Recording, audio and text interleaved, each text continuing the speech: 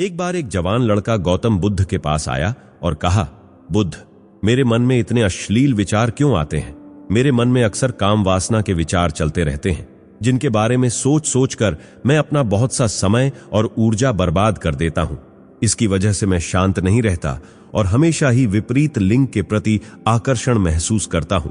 बुद्ध ने मुस्कुराते हुए कहा, क्या तुम्हें पता है कि काम वासना होती क्या है? लड़के ने कहा, बुद्ध, मुझे यह तो नहीं पता कि काम वासना का मतलब क्या है, लेकिन यह जो कुछ भी है बहुत बुरी है। बुद्ध ने कहा, सबसे पहले तो यह समझो कि प्राकृतिक रूप से जो भी हमारे अंदर है वह बुरा नहीं है। हमारे जीवन में उसकी कुछ न कुछ जरूरतें हैं। वासना एक प्रकार की भावना है जो हमें किसी न किसी चीज की कमी का एहसास करवाती है। फिर हम उस कमी की पूर्ति के लिए उस चीज की तरफ आकर्षित होना शुरू कर देते हैं। जैसे अगर किसी के पास धन की कमी है तो उसके अंदर धन के प्रति आकर्षण यानी धन की वासना उत्पन्न हो जाएगी। तो वासना कुछ और नहीं बल्कि एक प्रकार की कमी, एक प्रकार की जरूरत का एहसास है। और जब यह जरूरत शारीरिक हो तो हम इसे काम वासना कह देते हैं। लड़के ने कहा, बुद्ध, यह तो समझ में आ गया कि काम वासना का मतलब क्या है, लेकिन यह हमारे अंदर आती कहां से है और यह बढ़ती कैसे है? बुद्ध ने कहा, काम वासना कहीं से आती नहीं बल्कि प्राकृतिक रूप से हमारे अंदर ही मौजूद है और इसका होना जरूरी भी है, क्योंकि यही मानव जाति के विस्तार का आधार है। लड़के ने कहा, तो फिर जब काम वासना प्राकृतिक रूप से हमारे अंदर मौजूद है तब लोग इसे गलत क्यों मानते हैं? बुद्ध ने कहा, यह बहुत बड़ी समस्या है कि लोगों ने काम वासना को गलत नजरिए से देखना शुरू कर दिया है। इसे दबाने की कोशिश करना शुरू कर दिया है। काम वासना का होना गलत नहीं है बल्कि इसका बेलगाम होना गलत है। केवल उसी के बारे में हमेशा सोचना, केवल उसी के लिए जीना और केवल उसी को अपने जीवन का लक्ष्य बना लेना गलत है। फिर बुद्ध ने उस लड़के से पूछा, तुम्हें क्या लगता है, क्या जानवरों में भी काम वासना होती है? लड़के ने कहा, हां, जरूर होती है, क्योंकि आखिर जानवरों को भी तो अपनी पीढ़ी आगे बढ़ानी है। बुद्ध ने कहा, फिर हम जानवरों की काम वासना को गलत क्यों नहीं कहते? लड़के ने कहा, पता नहीं, बुद्ध आप ही बताएं। आगे बुद्ध ने जो कहा वो सुनकर आपकी आंखें खुल जाएंगी। लेकिन दोस्तों, उससे पहले वीडियो को लाइक और चैनल को सब्सक्राइब कर लीजिए, क्योंकि ऐसी ही काम की वीडियो हम आपके लिए लाते रहेंगे। बुद्ध ने कहा, क्योंकि जानवर अपनी काम वासना का उपयोग सिर्फ संतति उत्पन्न करने के लिए करते हैं, उसे खुशी प्राप्त करने के लिए नहीं और ना ही सुख भोगने के इरादे से। क्योंकि जानवरों को प्रकृति ने इतनी सोचने समझने की क्षमता नहीं दी कि वे अपनी काम वासना को अपने क्षणिक सुख का आधार बना सकें, जबकि हम इंसान अपनी सोचने समझने की क्षमता का उपयोग करके प्रकृति में पाए जाने वाली हर चीज का अपनी सुख और आनंद के लिए उपयोग करने का प्रयास करते हैं। हम इंसानों ने काम वासना के साथ भी यही किया है, इसे अपने आनंद और वह का आधार बना लिया है। जिस भावना को प्रकृति ने मानव जाति का अस्तित्व बनाए रखने के लिए हमारे अंदर डाला था, उसे हमने जीवन का सर्वोपरि लक्ष्य बना रखा है। इंसानी काम वासना का यह बेलगाम होना ही उसके गलत होने का कारण है। लड़के ने कहा, बुद्ध, लेकिन यह काम वासना हावी होती क्यों है? इसके बेलगाम होने का कारण क्या है? बुद्ध ने कहा, काम वासना के बेलगाम होने के 4 बड़े कारण हैं, जिसमें से पहला कारण है जीवन में किसी बड़े उद्देश्य का न होना। फिर बुद्ध ने उस लड़के से पूछा, क्या जब तुम किसी काम में व्यस्त होते हो तब तुम्हारे दिमाग में अश्लील विचार आते हैं? लड़के ने कहा, नहीं बुद्ध, जब मैं व्यस्त होता हूं तो मेरे दिमाग में अश्लील विचार नहीं आते। बुद्ध ने कहा, हमारा दिमाग एक बार में सिर्फ एक चीज के बारे में ही सोच सकता है, इसलिए जब हमारे दिमाग में कोई दूसरे विचार चल रहे होंगे तो अश्लील विचार नहीं आ सकते। अगर हमारे जीवन में कोई बड़ा और स्पष्ट लक्ष्य है और अगर हम उस लक्ष्य के प्रति पूरी तरीके से समर्पित हैं तो हमारे पास इतना समय ही नहीं होगा कि फालतू विचार हमारे मन में घर कर सकें। और अगर ऐसे विचार उठते भी हैं तो हमारे मजबूत लक्ष्य के विचार इन्हें आसानी से हमारे मन से विस्थापित कर देंगे। लेकिन असल समस्या यह है कि अधिकतर लोगों के पास एक मजबूत और स्पष्ट लक्ष्य की कमी है। बुद्ध ने कहा, काम वासना के बेलगाम होने का दूसरा कारण है समाज के द्वारा इसे गलत बताकर दबाए जाने की कोशिश करना। लोगों के एक बड़े तबके ने कामुकता को हमेशा ही शक की नजर से देखा है और इसका सबसे बड़ा कारण है कि हमने अपने यौन अंगों को शरीर के बाकी अंगों की तरह स्वीकार नहीं किया। हमारे यौन अंग भी हमारे हाथ पैरों आदि की तरह ही अंग हैं जो अपना काम करते हैं, जिसके लिए प्रकृति ने उन्हें बनाया है। लेकिन हमने इन प्रजनन अंगों को कुछ ज्यादा ही रस्म बना दिया है। जब कोई चीज रसमलाई बन जाती है तो उसके प्रति लोगों की एक अलग ही रुचि जागृत हो जाती है, जिससे लोग जाने अनजाने में काम वासना के प्रति आकर्षण महसूस करते हैं। बुद्ध ने आगे कहा, जब किसी विचार को दबाने की कोशिश की जाती है तो वह विचार और भी मजबूती के साथ उभर कर आता है। यही काम वासना के विचारों के साथ भी होता है।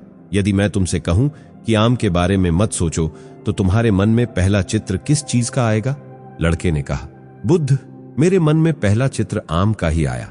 बुद्ध ने कहा, इसी प्रकार जब हम अश्लील विचारों को जबरदस्ती रोकने का प्रयास करते हैं तो वे और मजबूती के साथ हमारे अंदर आते हैं। इसलिए कभी भी विचारों को दबाने की कोशिश ना करें। लड़के ने कहा, हां बुद्ध, यह तो मैंने भी महसूस किया है। बुद्ध ने कहा, कामुकता के हावी होने का तीसरा कारण है हमारा अपने विचारों के प्रति जागरूक ना होना। हम अपने मन में चल रहे विचारों पर कभी ध्यान नहीं देते। जब हम किसी एक चीज के बारे में विचार करते हैं तो हमारा मन उसी से संबंधित और भी विचार हमारे सामने रखना शुरू कर देता है और फिर हमारे मन में विचारों की एक श्रृंखला बन जाती है। अश्लील विचारों के साथ भी ऐसा ही होता है। एक बार किसी को देखकर अपने मन में एक अश्लील विचार पैदा किया, फिर हमारा मन अपने आप ही इन विचारों की श्रृंखला बना देता है। इसलिए हमें अपने विचारों पर पूरी जागरूकता के साथ ध्यान देना जरूरी है। बुद्ध ने कहा, अश्लील विचारों के हावी होने का चौथा कारण है बुरी सोच और अश्लील विचारों वाले लोगों की संगति करना। कई बार कामुकता हमारे अंदर नहीं होती, लेकिन कुछ अश्लील लोगों के साथ रहने की वजह से यह हमारे अंदर उत्पन्न हो जाती है। लड़के ने कहा, हां बुद्ध, यह बात तो मैंने भी महसूस की है। बुद्ध ने कहा, इसलिए बुरे विचार वालों और अश्लील लोगों से दूरी बनाकर रखनी चाहिए। लड़के ने कहा, बुद्ध, अब यह तो समझ में आ गया कि काम वासना हावी कैसे होती है, लेकिन इसे हावी होने से रोकना कैसे जा सकता है? बुद्ध ने कहा, सबसे पहले तो यह समझो कि काम वासना की ऊर्जा को रोका नहीं जा सकता, इसे सिर्फ रूपांतरित किया जा सकता है। और इस ऊर्जा को रूपांतरित करने के दो तरीके हैं, पहला है प्रेम और दूसरा है ध्यान। जब हम सच्चे प्रेम में होते हैं तो हमारे अंदर की कामुकता की ऊर्जा हमारी खुशी और आनंद में परिवर्तित हो जाती है। लेकिन ज्यादातर लोग शारीरिक आकर्षण को ही प्रेम मानते हैं, जो कि ऊर्जा का रूपांतरण नहीं करता। काम वासना की ऊर्जा को रूपांतरित करने का सबसे सफल तरीका है ध्यान। ध्यान के माध्यम से आप अपने अंदर स्थित आनंद के उस केंद्र में स्थापित हो जाते हैं जिसके सामने दुनिया का हर भोग विलास तुच्छ लगने लगता है। ऐसा नहीं है कि आप ध्यान में उतरने के बाद सोचने और करने में सक्षम नहीं होते, बल्कि आप उससे ऊपर उठ चुके होते हैं और यह सब हरकतें आपको छोटी और बचकानी लगने लगती हैं। लड़के ने कहा, लेकिन बुद्ध, ध्यान की शुरुआत कहां से करें? बुद्ध ने कहा, सबसे पहले तुम खुद के साथ समय बिताना शुरू करो। जो इंसान जिसके साथ सबसे ज्यादा समय बिताता है वह उसे सबसे ज्यादा जानने लगता है। जब तुम खुद को जानना शुरू कर दोगे तो ये सारे भौतिक सुख तुम्हें छोटे लगने लगेंगे और फिर एक दिन ऐसा आएगा जब तुम्हारे चाहे बिना तुम्हारे दिमाग में किसी भी प्रकार के विचार उठने बंद हो जाएंगे। दोस्तों, इस कहानी से हमने कई महत्वपूर्ण जीवन पाठ सीखे। सबसे पहले काम वासना और अन्य प्राकृतिक इच्छाओं को समझने और स्वीकारने का महत्व है। बुद्ध बताते हैं कि ये इच्छाएं हमारे जीवन का एक स्वाभाविक हिस्सा है और इन्हें गलत या दमन करने का प्रयास नहीं करना चाहिए। बजाय इसके हमें इन्हें एक सामान्य और प्राकृतिक तत्व के रूप में स्वीकार करना चाहिए, जैसे हम अपने अन्य शारीरिक अंगों को स्वीकार करते हैं। दूसरे, अपने विचारों और इच्छाओं के प्रति जागरूकता का महत्व है। बुद्ध समझाते हैं कि हमारे मन में विचारों की श्रृंखला कैसे बनती है और अगर हम अपने विचारों पर ध्यान नहीं देते तो वे हमें नियंत्रित कर सकते हैं। इसलिए हमें अपने विचारों के प्रति सजग रहना चाहिए और जब भी हमारे मन में किसी प्रकार के अश्लील या अनचाहे विचार आएं तो उन्हें समझकर नियंत्रित करने की कोशिश करनी चाहिए।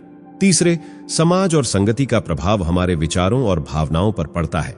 बुद्ध कहते हैं कि यदि हम बुरे विचारों और अश्लील लोगों की संगति में रहते हैं तो हमारे मन में भी वैसे ही विचार उत्पन्न होते हैं।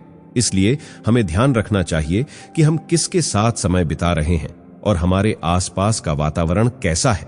अच्छे और सकारात्मक संगति से हम अपने विचारों को भी शुद्ध और सकारात्मक रख सकते हैं। अंत में ध्यान और प्रेम की शक्ति का महत्व है। बुद्ध बताते हैं कि काम वासना जैसी ऊर्जा को रूपांतरित करने का सबसे सफल तरीका ध्यान है। ध्यान के माध्यम से हम अपने अंदर स्थित आनंद के स्रोत को पहचान सकते हैं और बाहरी सुखों की ओर आकर्षित होने की बजाय आंतरिक शांति और संतुष्टि प्राप्त कर सकते हैं। इसी प्रकार सच्चे प्रेम के माध्यम से हम अपनी ऊर्जा को सकारात्मक और रचनात्मक रूप में परिवर्तित कर सकते हैं।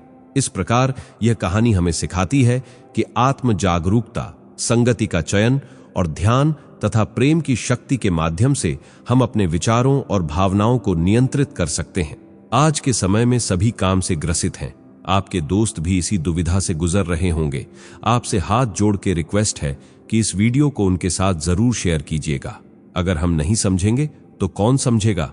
और चैनल को सब्सक्राइब और वीडियो को लाइक जरूर करके जाइएगा। धन्यवाद।